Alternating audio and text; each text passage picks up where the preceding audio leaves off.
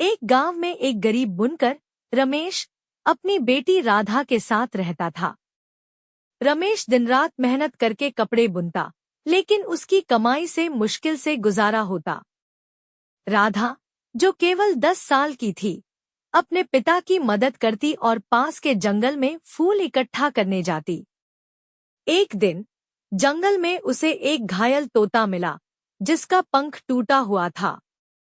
राधा ने उसे घर लाकर उसकी देखभाल की।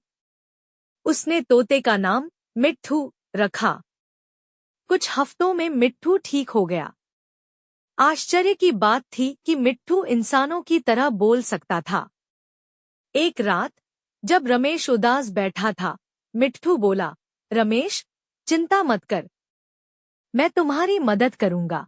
रमेश हंस पड़ा, सोचकर कि यह तोता मजाक कर रहा। लेकिन अगले दिन मिट्ठू ने रमेश को एक पुराने पेड़ के पास ले जाकर कहा, यहाँ खोदो। रमेश ने खोदा तो उसे एक मटका मिला, जिसमें चांदी के सिक्के थे। रमेश ने उन सिक्कों से अपनी बुनकारी का काम बढ़ाया। उसने नई करघा मशीन खरीदी और गांव में एक छोटी दुकान खोली। राधा की खुशी का ठिकाना न रहा। लेकिन मिट्ठू ने चेतावनी दी, रमेश, लालच मत करना। यह धन जरूरत के लिए है, बर्बादी के लिए नहीं। रमेश ने उसकी बात मानी और गांव के गरीबों को भी मदद करने लगा। उसने स्कूल में बच्चों के लिए कपड़े दान किए और राधा को पढ़ने भेजा। एक दिन गांव में एक लालची साहूकार आया।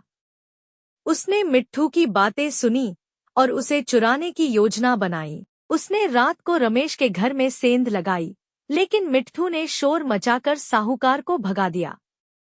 अगली सुबह मिट्ठू ने रमेश से कहा, मेरा समय पूरा हुआ। मैं एक जादुई पक्षी हूँ, जो अच्छे लोगों की मदद करता हूँ। अब मुझे जाना होगा। राधा रोने लगी, लेकिन मिट्ठू ने उसे सांत्वना दी, मेरी जगह यह लो। उसने एक चमकदार पंख राधा को दिया और उड़ गया। रमेश ने उस पंख को अपनी दुकान में रखा। अजीब बात थी कि जब भी वह उस पंख को देखता, उसे नई प्रेरणा मिलती।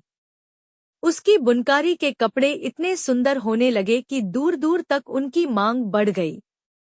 राधा पढ़ लिख कर शिक्षिका बनी और गांव के बच्चों को पढ़ाने लगी। गांव वाले मिट्ठू की कहानी को जादुई तोता के नाम से याद करते और सिखाते कि मेहनत और अच्छाई हमेशा फल देती है। ऐसी और जादुई कहानियों के लिए प्लीज वीडियो लाइक और चैनल को सब्सक्राइब करें।